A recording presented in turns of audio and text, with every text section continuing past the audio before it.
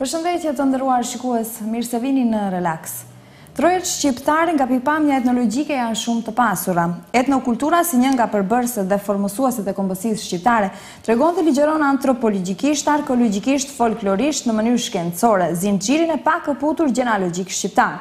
Ardhërësit në Gadishu dhe një lirik, Helenët, Romakët, Slavët dhe Turqit dhe shumë të tjerë janë mrekulluar nga këto pasurim mito-etnologjike, sa që pas përgjithësisë kanë dashur t'i bëjnë të tyret këto. Mirëpo shpesh herë ja kanë arritur edhe qëllimit.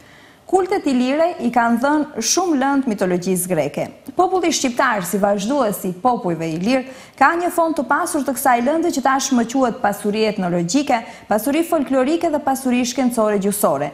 Ky material jetësor shpirtëror ka tërhequr për herë vëmendjen e studionjësve të vendit dhe të huaj. Studimi epokal i këtyre ka sjellë dhe do të sjellë një rivlerësim të ri për Ballkanin, rolin e tij ndaj të ardhmes shoqërore ballkanike dhe më gjerë. Të thuash të vërtetën është virtyt, të thuash atë dhe shkencërisht është më shumë se virtyt, është e kalim njerëzor ashtu siç thoshte edhe Nietzsche. Përveç se janë thesare etnokulturore kombëtare, tash së fundi këto fonde po organizon dhe futen në thesaret e etnokulturës eurobotrore. Pra, ne sot do të flasim për etnologjinë dhe rolin e saj në formimin e identitetit kombëtar bashkë me të ftuarin ton, i cili është doktorant i etnologjisë Rini Huseni. Përshëndetje dhe mirë se vjen. Përshëndetje, mirë se u gjeta. Faleminderit. Së pari kishit një elaborim shumë të mirë, domethënë lidhet të themi pak a shumë etnologjinë në aspektin kohor, duke filluar nga mitet edhe duke ardhur edhe tek fondi i pasur kulturor shqiptar. Ishte një rezume e bukur. Pikë së pari, të falenderojmë që krahas normal obligimeve që ke, ndave kohë për të qenë mysafiri joni. Rini Huseni, pse pikërisht vendoset të studiosh etnologjinë dhe me që është një ndër specifikat e një populli kultura e tje cila dhe mund të studiohet në mënyrë thelbësore, çka konkretisht studion ky profil etnologjia? Tash, thënë realisht, unë gjithmonë si subjekt, do me thënë, si kam qenë subjekt ritual, pas si veti kam pas, do me thënë, dëshirë gjërat të cilët kanë të bëjnë me kulturën shqiptare. Zakonisht më të pranishme janë këtu festat të cilët parashikojnë edhe disa festa rituale, pastaj edhe dasmat, edhe më kanë tërhequr këto. Mirë, po synimi im kryesor ka qenë në fillim si student, do me thënë, student nxënës i mirë, kam dashur të studioj mjekësinë, mirë po fatkeqësisht dhe fatmirësisht nga ana tjetër, nuk më pranuan atje në tezë dhe kalova në etnologji. Kisha dëgjuar pak a shumë për etnologjinë, edhe me të vërtetë pas viteve të studimit unë ngela shumë i kënaqur pas e fillova këtë drejtim. E pata direktivën nga një kushurir së pari, pastaj edhe nga i mirënjohur i folkloristikës shqiptare zotëri Rahmi Tuda, tashmë e ndjerë, dhe i cili më tregoi, do me thënë, që kanë të bëjnë me traditën kulturore shqiptare. Ne do të flasim për etnologjinë. Etnologjia pra është një lëndë që është një drejtim që përfshin kulturën shpirtërore, materiale dhe shoqërore të popullit. Pra, e ka ekzistuar, është e vjetër sa vjetë njerëzimi. Njeriu gjithmonë gjatë jetës së tij krijon dhe mundohet që t'i përmbahet jetesës në mënyra të ndryshme, duke filluar nga ajo që mbetet vetë si kulturë dhe pastaj duke kaluar edhe në ligjet jetësore, sikurse kemi këtu ligjet të cilët i kanë shprehur si nga koha e antikitetit babilonasit e të tjerë, edhe vim deri tek shqiptarët që kanë tashmë edhe ligjet natyrore të popullit të pashkruara, që më vonë do me thënë u shkrua nga në mënyrë pra të dorëshkrimeve nga Shtefan Gjiçovi, kanuni i Lek Dukagjinit, pra janë një formë e mënyrës jetesës. Pastaj etnologjia merret edhe me të gjitha fusha, do me thënë, të cilët kanë të bëjnë me jetën njerëzore, duke filluar nga sociologjia, me mënyra e jetesës së njerëzve, nga psikologjia, do me thënë se si i mendon çështjet, po tash duke filluar, do me thënë, në një shkallë më të lartë, pas studimeve të magjistraturës, të cilët i kryeva në folklor, një kombinim shumë i këndshëm së bashku me folklorin, dhe në fund tashmë edhe antropologji, një lëndë që përfshin edhe modernitetin e etnologjisë, se si sillet njeriu në shoqëri. Njeriu gjithmonë mundohet dhe krijon kulturë. pra është diçka që ja vlen të studiohet, jemi shumë të pakë dhe duhet të shumohemi, si temi. Pikërisht edhe pyetja ime radhës ndërlidhej me këtë që ju e thatë në fund, të me thënë se sa kemi etnolog nëse mund të themi në vendin tonë, apo është profesion që ka mungesë të kuadrove? Po, është një profesion që ka mungesë të kuadrove për shkak të mosnjohjes së lëndës, dhe me thënë. Une, kur shkova, dhe me thënë, në Kosovë, numri ishte edhe ati limituar, është hapur katedra e etnologjisë në kuadër të Institutit të Albanologjisë në vitin 1974, pastaj në vitin 2003, kur fillova unë studimet, atëherë filloj vërtet të ketë një numër më të madh të nxënësve, të cilët normal ishte në mënyrë kuantitative, pastaj u rrit cilësia e pam që deri atëherë numri i atyre të cilët janë marrë me etnologji është shumë i pakët.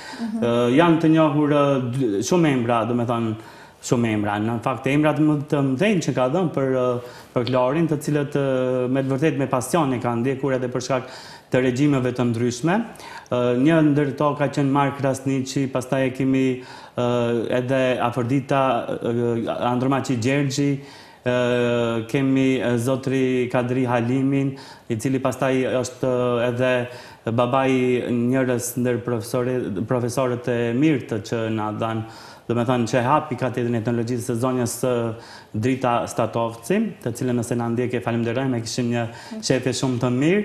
Ndërsa në Shqipëri kemi të mirënjohurin Mark Tirta, kemi gjithashtu Afrodita Onuzi, dhe tashmë ngelin gjenerata të reja, të cilët, do me thënë, janë në numër të pak, diku ndërmjet afër 30-ës maksimumi, mirë po janë kualitativ, të cilët pra shohim në për konferenca shkencore, kërkojnë prej nesh që jemi më të rinë diçka më tepër, edhe ne duhet të japim diçka më tepër që të japim vlera, dhe kuptohet që duhet edhe në kuadër të shtetit tonë, do të nxjerrim kuadrë të reja studiues të rinj, duke filluar pra nga ky vit, nëse do të akreditohet, do të flasim ndoshta në vazhdim edhe në Maqedoni. Sa është e vjetër kjo si shkencë, etnologjia? Do të thonë, dhe kush janë ata studiuesit shkencorë? Etnologjia si shkencë është shumë e vjetër, do me thënë nga studimet e jashtme është bërë një studim shumë e madh që në shtetet europiane ka arritur deri aty sa që të ketë diku një numër të madh vetëm të fakulteteve që merren me drejtimet e etnologjisë. Ka fakultet që merret me kulinarizmin ose me kuzhinën popullore. Ka fakultete, do me thënë, të flasim në kuadër të universitetit të Suedis tashmë, edhe të Anglisë, të shteteve të ndryshme, ku është e zhvilluar. Ka fakultet specifik për etnomuzikologjin, ka për etnokorologjin, do me thënë, për vallet popullore, për këndët popullore, për veshjet popullore, janë specifika të cilët neve mundohemi që tashmë t'i specifikojmë, do me thënë, kemi sa ma shumë numër të studiuesve, unë momentalisht merresha me veshjet popullore, dikush do të merret me arkitekturën popullore, ndonjë tjetër do të merret me muzikën popullore, ndonjë tjetër me vallet popullore, për atë na duhen shumë njerëz. Ndërsa në vendin tonë është studiuar vonë, së pari kanë filluar albanologët e njohur, ka filluar zot i njohuri Hani, pastaj ka pasur edhe shumë studiues tjerë, duke ardhur edhe tek Eqrem Çabej, i cili përveç që ka bërë studime gjuhësore, është marrë edhe me thelbin e disa pjesëve të etnologjisë, sikurse është dialektologjia, dhe studiuesit të cilët i përmendëm më vonë, të cilët kryesisht janë pas luftës së dytë botërore. Pra, nuk kemi materiale të themi shumë të vjetra, materiale të cilët etnologjike më të vjetra mund t'i marrim nga librat e vjetër, nga shkrimtarët e vjetër, të cilët ndoshta kanë shkruar ndonjë këngë, mirë po që në vetvete përban diçka etnologjike dhe mund të nxjerrësh diçka nga ajo. Dhe diçka të tillë kanë bërë. Për fat të keq është jemi në fazën që merremi ende me të themi me të kaluarën, se si kanë qenë gjërat në të kaluarën, domethënë me pjesën që quhet etnologji. Ndërsa sepse bota moderne e ndanë, do me thënë, në 3 pjesë, në etnografi, në etnologji dhe antropologji. Etnografi ka qenë përshkrim, vetëm përshkrimi thjesht, etnologjia është një studim pak më i gjerë, ndërsa antropologjia merret edhe me modernitetin. Ne momentalisht jemi në fazën e dytë si shqiptar, që të kalojmë tani, ndoshta edhe pjesët tjera të Ballkanit, që të kalojmë edhe të merremi edhe me modernën, po na duhet që t'i faktizojmë gjërat të cilat janë pjesë e kulturës së vjetër tradicionale shqiptare dhe pse jo edhe me të tjerët. Para disa minutave, ju cekët se keni dashur që të regjistrojeni në shkollën e mesme të mjekësisë. Në fakultetin e mjekësisë, mirë po nuk jeni pranuar dhe atëherë jeni regjistruar në etnologji. Pse dëshironi që të regjistrojeni në fakultetin e mjekësisë? Ishte ajo pasioni juaj ose dëshira jo apo e prindërve? Nuk ishte pasion, ajo ishte për shkak të zakonisht se di tashmë nuk si është favorizimin ndaj profesionëve. Në atë kohë nxënësit e mirë zakonisht kanë qenë të drejtuar drejt profesionëve që janë me të vërtetë që janë menduar pak si më të vështira. Edhe për shkak që kam menduar vetëm që janë një nxënës i mirë, edhe janë drejtuar drejt mjekësisë, edhe pse në vetë dëshirën, në vetë dijen time ka qenë farmakologjia, dhe me thënë zbulimi i ilaçeve për njerëzit të cilët kanë nevojë. Mirë, po tani kemi diçka lidhje edhe si etnolog me mjekësinë, pasi mund ta studiojmë mjekësinë popullore dhe do të jetë diçka më interesante. Ka shumë gratë të cilët janë ndoshta në numër të pakët, mirë po që mund të na japin të dhëna se si janë mjekuar më herët kur nuk ka pasur mjek. Si, do me thënë, si është bërë një ilaç i thjesht nga gabim natyral, do me thënë, po. Si kanë ndihmuar, për shembull, është një proces pak më i fshehtë, po procedura e lindjes së ndihmës së ende. Pastaj ke procedura të ndryshme, do me thënë, trupi njeriu pëson ndryshime, edhe më herët nëpërmjet të bimëve, nëpërmjet të diçka tjetër, edhe janë munduar të gjejnë shërim me atë që kanë arritur, që kanë pasur në natyrë. Rini, me cilat profile tjera shkencore lidhet konkretisht shkenca ju? Në fakt, cilët fusha i keni ju si bashkëpunëtore tuaja? Po, më të afërt lidhemi në aspektin, si të themi, diakronik me sociologjin, pasi merremi me jetën e njerëzve. Ndërsa në aspektin historik, një etnolog i mirë, du t'i di edhe do me thonë periudat kohore, duke filluar nga antikiteti, të vazhdojmë me mesjetën edhe, si të themi, edhe me kohët moderne. Edhe që t'i lidh pastaj edhe ciklin e jetës, si të flasim edhe më vonë edhe për kalendarin e cori cili na lidh, kalendarin popullor i cili na lidh me të kaluarën. Pra, pastaj kemi ndërlidhje edhe me psikologjinë, përderisa për shembull ti si etnolog do dalish në terren, do t'jesh sikurse ti bëre pak më parë me mua, e lehtëson njeriu, domethënë përpara intervistës që do t'japet të dhëna, le diçka më rekreative, edhe pastaj ai të jep shënime më shumë. Do t'jesh edhe durimtar, domethënë do t'jesh edhe vetë psikologu mirë, do durosh, nuk të jep ndoshta informacionin moment, pastaj më pas të jep. Mirë, po t'jesh gjithmonë në sinkronizim me atë çka e thot dhe të jesh do me thënë gjatë bisedës, gjithçka e t'japi shëndësi. Ndoshta diçka ndonjë detaj tjetër do të ketë nevojë për diçka ndonjë temë tjetër. Pastaj kemi ndërlidhje me mjekësinë popullore, kemi ndërlidhje me pak a shumë me biologjinë, do me thënë emërtuese, me dialektologjinë kemi shumë afërsi, pasi të gjitha do me thënë produktet të cilët jetësore prodhohen njëkohësisht edhe fjalit, fondi fjaleve, fondi leksografik, ka një bazë. Temeli është tek e folmja popullore, do me thënë për një emër tim, sikurse e tha edhe një shoqja im që ishte këtu etnolinguistik, hyri për emërtimin e vajzës, kemi cucë, gocë, për shembull, nga ana tjetër ndoshta kjo bie në antagoni, në kërçov goci thonë edhe djalit, ndërsa në Korçë që përdorin gocë për vajzat. Do me thënë ta janë lidhshmëria me dialektologjinë. Pastaj kemi lidhshmëri edhe me shumë shkenca të tjera, është do me thënë njeriu me bujqësinë, do me thënë e vjetër që studiohet ashtë në mënyrë, do me thënë fakultative, pastaj ke me lektorinë, me zejtarin, do me thënë se ma përpara kanë punuar edhe njerëzit në zej ende ekziston, do me thënë të themi ai rangu i listës zejeve të cilët i kemi të pranishme fatmirësisht në 400 vjetë ku mund të bëjmë edhe shumë intervista dhe shumë pra lidhshmëri. Gjithçka pra njeriu që ka krijuar pra përpara se të ekzistojnë institucionet kulturore, arsimore, diçka përfshihet brenda etnologjisë. Rini, për të bërë një zbulim nëse mund të themi cila është ajo piknisja kryesore, do me thënë, për një etnolog? Ku duhet të drejtohet ta etnolog për ta arritur që t'i ketë ato informacione ose ato të dhëna ashtu si i ceke edhe ti?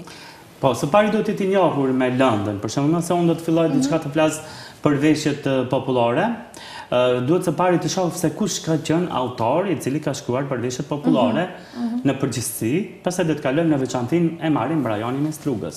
Do të shohim se kush ka shkruar për Strugën. Do t'i përmendish patjetër ata të cilët kanë shkruar për Strugën. Pastaj ti ashtu bën edhe, domethënë, hipokrizi kalon në hipokrizi shkencor nëse nuk i përmend njerëzit që kanë punuar në atë drejtim. Edhe ndoshta kalon në plagiatur. Domethënë, pa me e kuptu, ti kalon në plagiatur pasi dikush ka punuar. Pastaj për të vazhduar më tutje, i kalon etapën e dytë. Kalon në intervista, shkon nëpër terren, merresh me njerëzit të cilët të merren me çështjen për shembull të veshjeve, interviston gratë të cilët i dinë çdo gjë ose edhe burrat të cilët për shembull faktikisht merren me zyrtarinë e kapelave dhe ka të tillë edhe në Strugë dhe në disa vende. Dhe pastaj kalon në konkretizim, kalon në analizimin e të dhënave, duke i shkruar të gjitha, domethënë, në një koncept të caktuar, në një material, qoftë video material, qoftë audio incizime, dhe në fund vjen në sistematizimin e plot, të cilën pastaj e boton edhe për auditoriumin e gjerë, dhe të cilët mund të marrin një informacion të caktuar, që ti më pas të jesh referencë në të tjerëve, dhe të referojnë ata. Në cilët rajone të Maqedonisë më tepër ju keni bërë, faktikisht në terren kur keni dalë, më thënë keni bërë zbulime sa i përket etnologjisë? Cilët rajone ju kanë lënë më tepër përshtypje se kanë diçka më interesant? Kanë diçka ngjashmëri apo veçojnë rajonin? Etnologjinë nuk mund ta quaj si zbulim, nuk kemi domethënë neve, nuk është shkencë zbuluese, zbulim mund të jetë diçka, nuk është edhe termini gabuar. Nëse për shembull e din që diçka të lidhë rëndësisht me, për shembull, e ka marrë populli tjetër një veshje tënde, edhe ti në bazë të fakteve të tjera, në bazë të motiveve, në bazë të kësaj, në bazë të asaj, shef që në Muzeun e Maqedonisë, për shembull, në Thojza temi, ka veshje shqiptare e cila emërtohet si veshje maqedone e rajonit caktuar, nëse ajo është e jotja. Ama do të jesh, do të arrish një stad të zhvillimit që dish të analizosh sendet, pastaj duhet pak a shumë edhe të kesh edhe përkrahje institucionale, do me thënë që atë që... Të mbroj vlerat, do me thënë tona. Të mbroj vlerat, që mos të kesh frikë për shembull që ti thuash të vërtetat ashtu siç janë. Kemi parë edhe emisione investiguese nga jashtë vendit tonë që kanë bërë për qytetet e ndryshme, mirë pa ata shkojnë prej këtu ikin, kupton? Ndërsa ne mbetemi, neve nëse merrem me çështje të cilat janë shumë të rëndësishme për identitetin shqiptar, ne mund të kalojmë edhe nëse s'kem mbrojtje institucionale në përgjigje në sende, kështu që për momentin etnologjia është me shumë më pak, domethënë, si themi, pjesëmarrës, jemi shumë pak studiues që të kalojmë në zbulime, sepse zbulime pa tjetër që ka, definime ka pa tjetër, po ne jemi shumë pak, ne jemi të pambrojtur, ne ende duhet të logjikojmë, të analizojmë vetveten, që ta mbrojmë vetveten, do ta mendojmë historinë, çfarë kanë, domethënë, hequr të parët tanë për ta arritur ne në këtë stad të ruajmë kulturën tonë. Deri para 20 vjetësh, domethënë, ne kemi ruajtur mirë. Vlerat tona i kemi ruajtur mirë deri para një kohë ose deri para 30 vjetësh, të themi. S'ka pas sistem që ta ka shkatruar ti vlerën. Tashmë neve vetë i shkatrujmë. Ne vetë, për shembull, mund t'i japim atributin diçkaje një kombësie tjetër. Për shembull, ndonjë festë kalendarike, mund t'i themi kjo është e këtyre. Pse është atyre? Nuk është atyre, mund të jetë edhe jotja. Diçka që s'të pengon, s'është problem. Nuk të bën dëm, ose nëse mendon që për shembull një festë e caktuar, domethënë që i përket kalendarit popullor, nuk duhet të festohet, mos e festo. Mirë po, përkujtoje, shkruaje që ka qenë dikur e festuar. Mos e moho vetveten. Ose mos e moho identitetin tënd. Nuk ka nevojë për shembull kemi raste, tash më flasun, do dali në disa dokumentare që njerëzit zbresin për shembull prej një vendit caktuar, zbresin në qytet dhe me njerë identifikohen me kulturën e tjetër që të ambulojnë vetveten. Nuk ka nevojë, ti je i tillë, ti në atë kuptim ti e ofendon pararsin tënd. Të flasim tashmë, kemi shqiptar të turqizuar. Ti ashtu e ke ofenduar pararsin tënd. Ti e ke prishur gjakun tënd. Domethënë nuk e respekton vetveten. Këta gjëra do dalin në kohë në shesh nëse janë të tillë, nëse janë të tillë. Respekte për të gjithë komunitetet. Patjetër, edhe jo rastisht e kemi përzgjedhur temën e emisionit sot, domethënë në etnologjia si formues i identitetit kombëtar. Ne do të bëjmë pak shkëputje publicitare dhe pastaj do të rikthehemi në studio për të vazhduar më tej, me që kemi plot për të biseduar.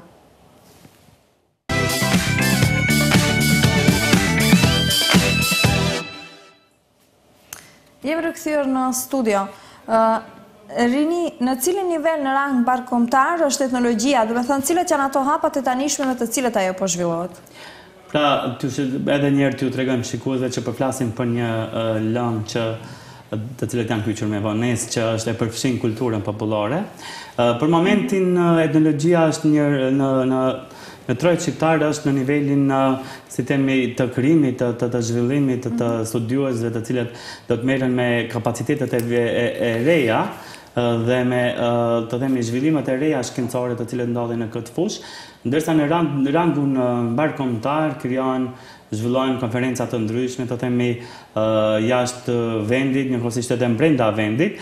Në institutin e momentalisht ton janë zhvilluar disa konferenca të përket etnologjisë dhe atë festave kalendarike. Çdo vit gati më duket që është i më tepër se 10 vjet ka që mbahet në Prishtinë java e albanologjisë, ku përveç lëndëve të tjera gjuha shqipe, letërsia, folklori, përfshihet edhe etnologjia.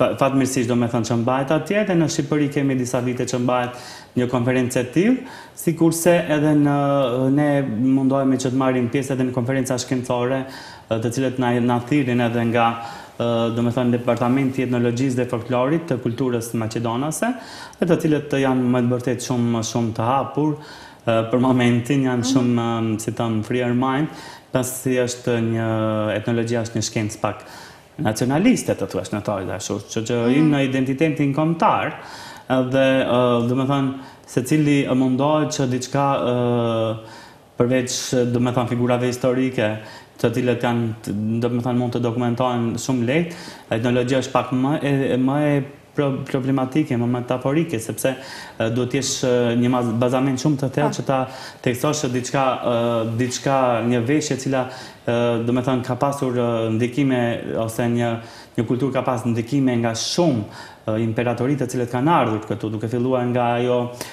do me thënë e fundit turke, edhe pastaj nga mbretëria serbo-kroate slovene, pastaj kemi edhe ndikimin e kulturës të Maqedonas, se sa do kudo jemi këtu brenda shtetit, dhe është shumë vështirë, do me thënë veti përballosh disa gjëra të cilët pa konsulta nuk shkojnë.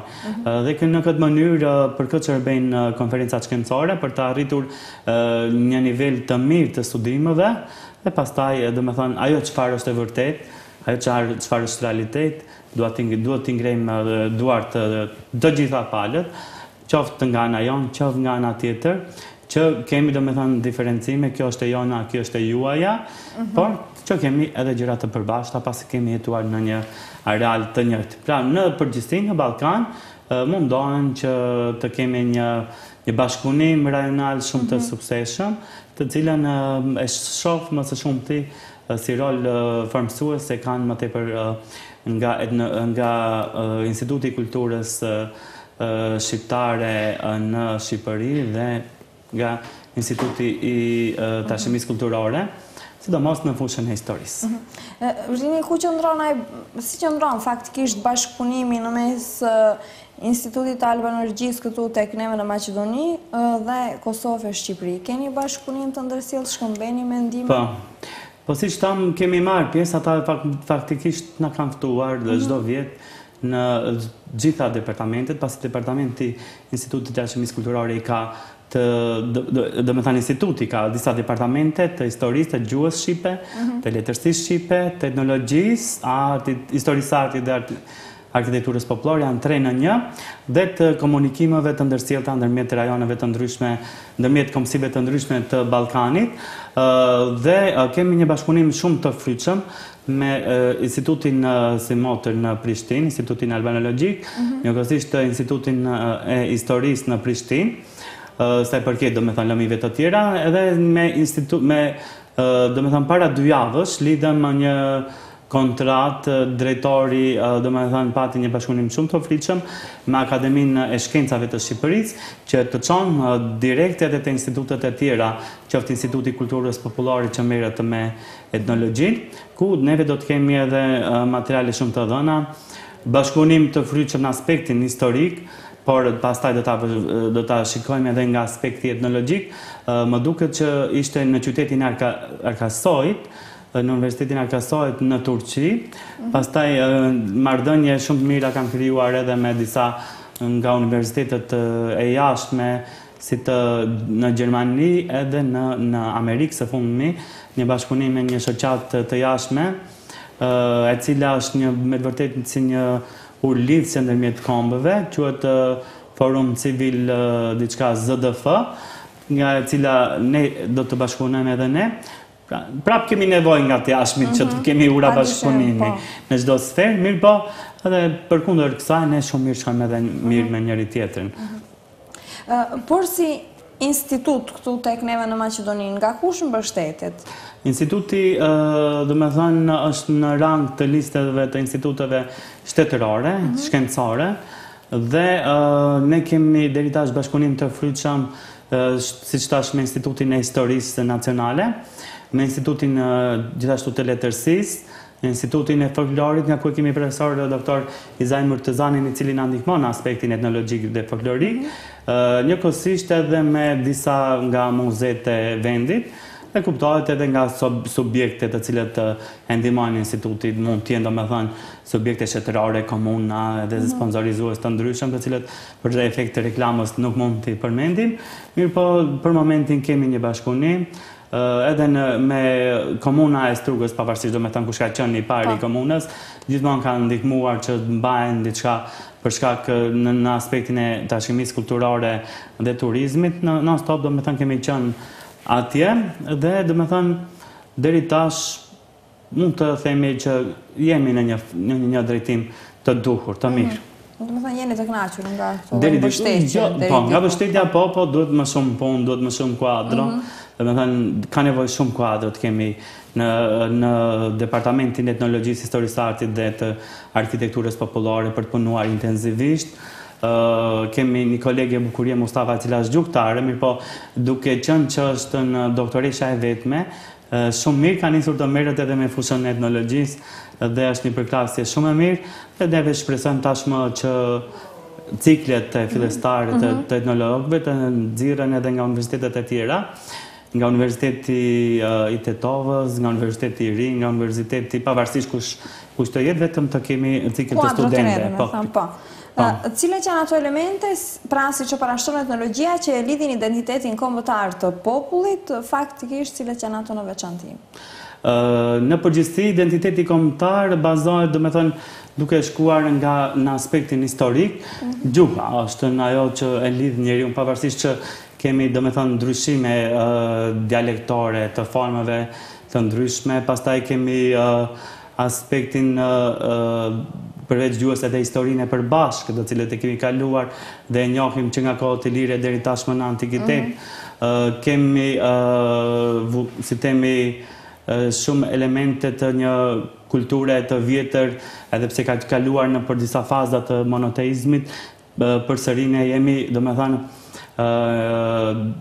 në një, si themi, simbolikisht në një fetë të quajtur shqiptaria, domethënë neve kemi identitetin shqiptar, pavarësisht që disa domethënë nga kombet, kurse janë grekët, janë sërbët, të cilët dhe bullgarët, të cilët identitetin e vetë e kanë edhe fen ortodokse.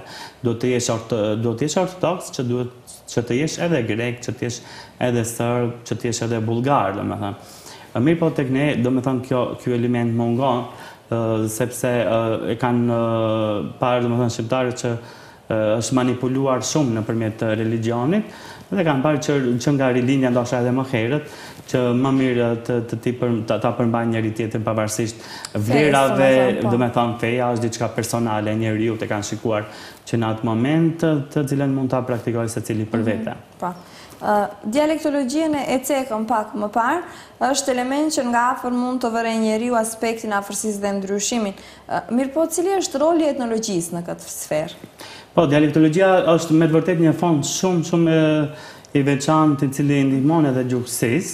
Etnologjia, do me thënë, merret nëpërmjet të disa frazeologjizmave të cilët i përdorin zakonisht në jetën e përditshme, me emërtimet e vjetra, emërtimet e lashta, për shembull, duke i atribuar edhe duke ndihmuar njëkohësisht edhe gjuhësisë. Për shembull, në veglat bujqësore kemi emërtime të ndryshme.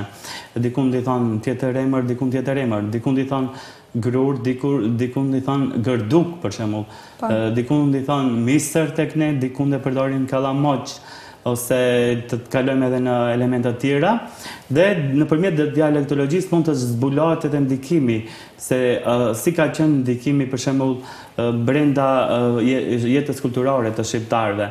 Nëpërmjet të disa fjalëve turke, do me thënë të cilët përdoren në bujqësi, ne mund të shohim që është ndikimi shumë i madh i zhvillimit agrar në kohën e Turqisë. Ndërsa teknologjia, për shembull, që vjen tashmë, mund ta shohësh që është ndikimi i jashtëm i Evropës nëpërmjet të teknologjive të reja, duke përdorur disa emërtime, për shembull ta marrim Strafsiger, është në gjuhë gjermane, domethënë është ndikimi i huaj, dhe i kemi elementet e vjetra, të cilët neve duhet t'i jasim, për shembull në stru, për t'ja dhënë dorën, dikujt aja dha e dorën, nuk le thonë aja dha e dorën, po thonë a e toke.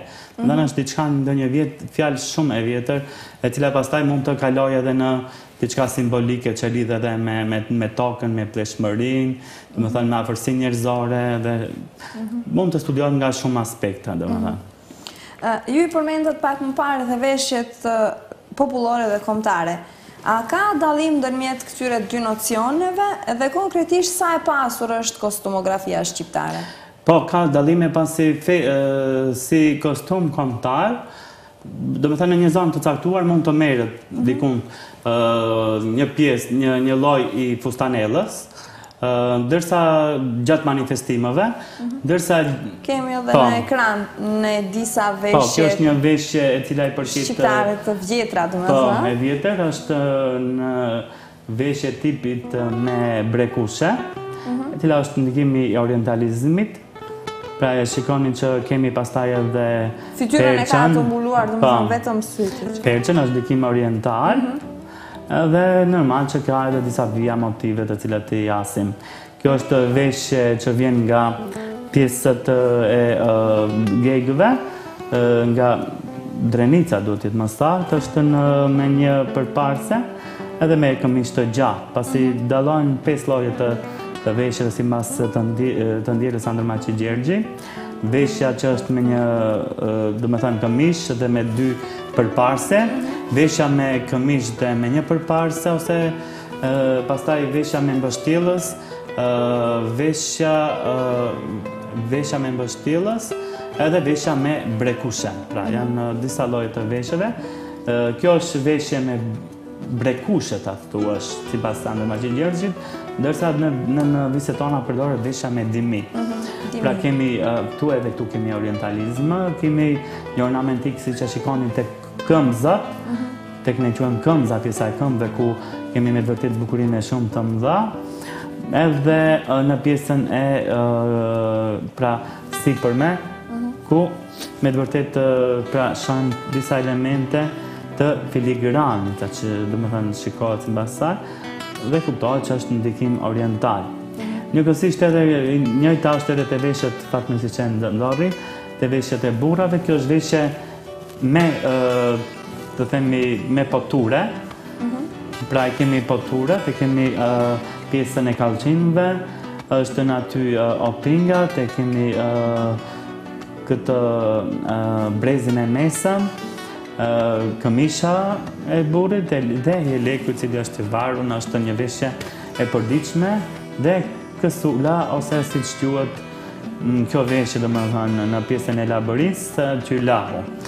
Pra secila ka emërtimet e veta, vetëm domethënë ka siç thoni ju plisti në Kosovë, ka disa emërtime, dikun i thonë qeleshe, dikun i thonë qylah, dikun i thonë plist, dikun i thonë kësul, pra kemi emërtime të ndryshme. Edhe kjo është një veshje shumë arkaike, është veshje me një përparse, pra ngjyrat nuk dallojnë, por patjetër që do të jenë ngjyra të ndezura, ngjyra të kuqe më së shumti harmonike, edhe kemi siç e shikoni edhe disa ornamente të cilët janë të varura në brez. Kjo do të jetë veshje e gruas së re, edhe kuptohet që shamia ka qenë pjesë tradicionale e kulturës së shqiptarëve. Përveç kësaj, pra shikojmë kemi edhe kjo është një veshje me ndikim oriental. Shikohet që përveç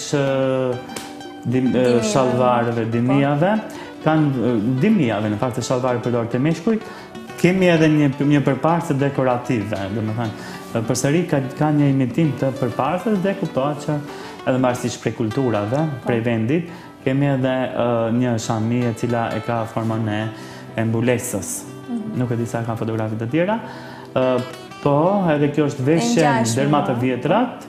Kjo daton që nga koha e vjetër antike, është veshja me xhublet, është në formë të këmbanës, domethënë të cilën nuk e ceka në fakt, brat mendoja, është një veshje që të thuash e fortë prej zhguni dhe cila rrin në mënyrë të shumë të drejtë, shumë ka ornamente, shirita të cilat të ngjastojnë. Me siguri janë tonë edhe ngarkesë janë të rënda këto shumë të rënda.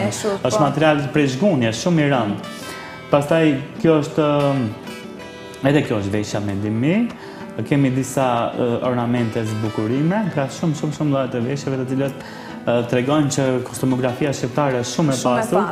Kemi nga fondi muzeal dikun numërohen mbi 124 lloje të veshjeve shqiptare, pasi secila krain dallon me veshjen e vet të cilën e ka pasur, padmirësisht në Shqipëri dhe në Kosovë, është bërë një ndryshim i madh, domethënë kraina etnografike, kjo përfshin pjesën e Shqipërisë së mesme. Kemi këtu ndikime edhe orientale, edhe ndikime të reja, pra materiali i ri, edhe tek veshjet e meshkujve, edhe tek femrat, edhe përdoret më shumë më duket siç nga veshja edhe nga pjesët e arbëreshëve është si ndikim. Dhe për këtë, kjo është veshje me fustanell, pra jeshia, fustanella ka arritur deri tek borret mbretërore, pra mbretëria romune ka pasur si kryesor njerëzit të cilët janë të veshur me fustanell, burra shumë të rëndë, ndërsa tashmë ka kaluar në nivelin manifestit. Kjo ishte veshje me dy përparse, me një përparse të vogël, është pjesë e veshjeve të hasit në pjesën veriore të Shqipërisë. Pra fatmirësisht kemi shumë veshje të cilat ende duhet të studiohen nga aspekti estetik, nga aspekti morfologjik, nga aspekti semiologjik apo motivet e tyre, që domethënë na trajton neve si njerëz të cilët kanë një kulturë me të vërtetë shumë të veçantë. Shumë të veçantë dhe pasur. Rini, tani të kthehemi pak tek këto tradita, domethënë tek festat. Si e kanë matur kohën më parë njerëzit sipas traditës popullore? Më parë, domethënë dihet ajo që në shekujt më të hershëm njerëzit nuk kanë pasur të themi një kalendar të caktuar. Kalendari i caktuar, kalendari i ri të cilën neve tashmë e masim, edhe ka pas problemet e veta, ka filluar që nga shekulli 4 dhe ka arritur në shekullin e 12 që identifikohet si kalendar të cilën e kanë përdorur pra kuptohet borgjezët, edhe nuk kanë mundur që klasët e ulta, ndërsa tek njerëzit domethënë e thjesht, ky kalendar ka arritur të vi tek në shekullin e 20. Ndërsa më parë kanë ndarë domethënë vitin në dy stin të mëdha, ka qenë Dimbri dhe Vera. Ka filluar Vera në ditën e Shëngjerit, pra sot, sipas kalendarit të vjetër, duhet të ketë filluar të Vera, nëse ishin para 100 vjetësh. I bie që sot është Shëngjergji, në disa vende pra kjo nuk ka lidhje absolutisht, nuk është fest krishtere, nuk është fest islame, është të themi një ditë kur shënohet fillimi i punëve në bujqësi, në blegtori, në zanat, e kupton, për të ecur puna mbar, sepse fillon domethënë vera e gjatë, e cila do të zgjasë deri në shënmitër që i bie të jetë më 8 nëntor. Kjo është domethënë vera e gjatë. Sot domethënë më herët njerëzit kanë bërë punë të ndryshme në ar, kanë kanë vur diçka domethënë që të ecë mbar, kanë vur një dek të pemës me gjelbërim që të ketë ara begati. Kanë filluar, kanë bërë edhe darkë të posaçme, kanë përcjellur për në stane barint me tufën e bagëtive. Gjithashtu edhe në përzejet e ndryshme kanë bërë diçka të veçantë, sepse ka filluar puna për mbar, domethënë. Pastaj kemi është pra sot dita e Shëngjerdhit, dikund edhe manifestohet në mënyrë simbolike, nuk është tashmë në fazën, edhe nuk ka qenë në fazën e besimit, është një fest që na lidh, është një ditë që na lidh, domethënë me kultet e të parëve, është kulti të parëve, sepse ata, domethënë, këtë kanë ditur ta bëjnë, kanë ditur t'i dallojnë ditët në bazë të këtyre traditave, ose këtyre festave, shënimit këtyre ditëve. Shëngjerdhja edhe Shënmitër. Shënmitri, domethënë, e kanë mbaruar, kanë ardhur atëherës, domethënë, kanë mbaruar gjithë punët bujqësore, blegtorale, kanë ardhur nga mali, domethënë të gjithë ata të cilët janë marrë me blegtori, dhe në formë për të pasur në formë, si themi, simbolike, kanë gatuar diçka që është e mbështjellë. Domethënë kanë gatuar sarma, domethënë që është bërë me gjethe dhe pastaj mblidhet, që mund të jetë prej rrushit, edhe mund të jetë edhe prej lakre, domethënë për ta mbledhur familje në mënyrë simbolike. Ndërsa ndërmjet këtyre festave, pra verës dhe dimrit, ka pasur edhe festa të tjera. Tek shqiptarët është festuar, ajo që quhet, me thënë është festuar, është në shënuar dita e buzmit, siç quhet tek populli maqedon Badniku, domethënë që është në kalimi i solcitit nga dimërori në veror kur fillon dita të zgjatët. Pra asaj dite fillon të zgjatët, domethënë. Dita të bëhet prej domethënë 5:46, të themi, ka marrur për 5:47 dhe më tutje. Kanë ditur, domethënë, kanë shikuar njerëzit, vitet e kanë bërë të vetën, e kanë shikuar, edhe pastaj vjen mbas saj kemi edhe festa shumë tjera të cilat lidhen pra për begati. Gjithçka e kanë bërë njerëzit përpara që të kenë pleshmëri, jo që kanë besuar festave, domethënë, në mënyrë religjioze, nuk në mënyrë religjioze siç i marrin tek ne, për shembull, të thonë Shëngjerdhi, Shënmitri. Pse shën? Po nuk ka lidhje ajo, domethënë shën. Shëngjerdhi, domethënë gjergj, bujk, dita e bujkut. Mitër është në atë kuptimin e mbarimit, domethënë, ke parasysh e lidhin më shumë me pleshmëri. Ndërsa njëkohësisht ndërmjet këtyre festave është edhe dita e verës, kur fillojnë pastaj edhe të çelin lulet e para, edhe në mënyrë simbolike mbledhin fëmijët, domethënë disa viste, disa lule për të pasur sa më shumë bollëk nëpër shtëpi. Pastaj kemi në Strug është edhe një çënohet një ditë më herë, domethënë edhe tash deri diku, një e quajtur Jeremi, kur domethënë mundohen që t'i largojnë të këqijat prej shtëpisë, e din. Domethënë ta i ka bërë njerëzit arkaik. Ta i kanë bërë me qëllim që janë trembur forcave të errta të natyrës, nuk ka mundur domethënë që të ta identifikojnë se nga kush vjen domethënë ajo e keqe, dhe kuptohet që në mënyrë metaforike, mënyrë imitative quhet në ciklin etnologjik, imitative o magjike, ti shkojnë për shtat natyrës. Ti shkojnë për shtat të këqijave të natyrës, ta bëjnë natyrën për vete, kupton?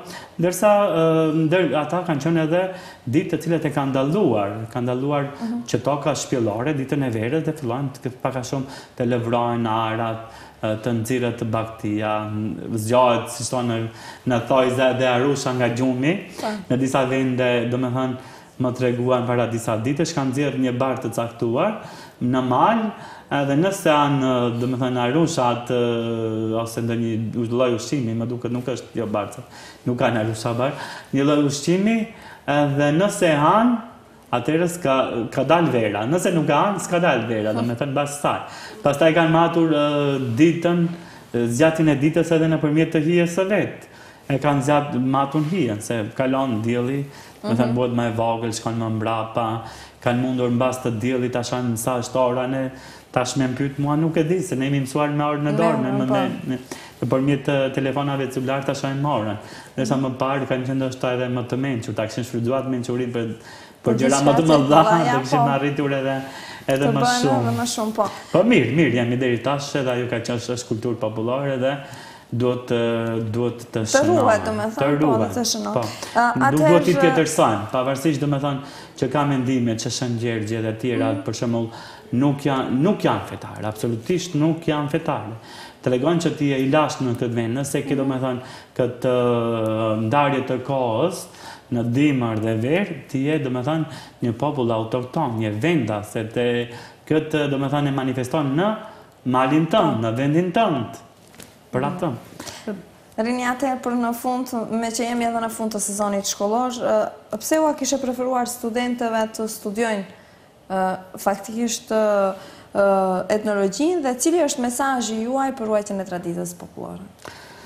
Atëherë, së pari të gjithë ata të cilët janë në fund dhe janë me dy mendje, me dyshime atë shkojnë në etnologji ose në një drejtim tjetër mjekësisë. Nuk dua të them që ka shumë jurista, ka shumë ekonomista e të tjerë. Por nëse doni që të mirëni dhe keni pasion kulturën dhe doni që t'i ndihmoni kulturës tuaj, pra besoj që shumë i cekëm se çfarë është etnologjia duke kaluar në shumë etapa, edhe ato do me thënë ka shumë punë, na pret shumë punë, edhe ata nëse duan që të punojnë, të punësojnë, të ndihmojnë kulturës, të bëjnë edhe shkencëtar, edhe të zhvillojnë kulturën kombëtare, nacionale, dhe të bëjnë pjesë e sistemit të etnologjisë.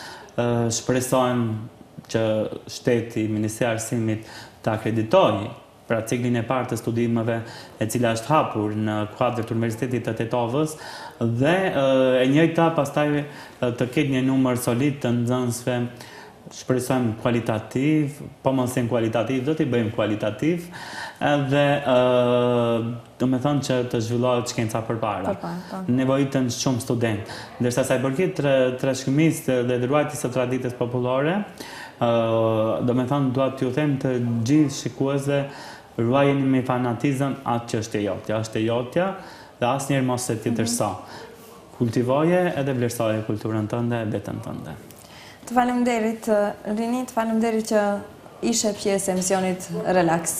Ju faleminderit, ishte me të vërtet një emision relax për të relaksuar dhe për të folur diçka më interesante siç është pra kultura të cilën e zhvillon vetë populli. Unë ju uroj sa më shumë ditë të mbara dhe sa më shumë relax në emisionin Relax. Faleminderit. Miqtë e mi, gjithashtu edhe unë ju falenderoj që ndatë kohë të na ndiqni këto minuta. Ju dëshiroj një fundjavë të këndshme, natën e mirë.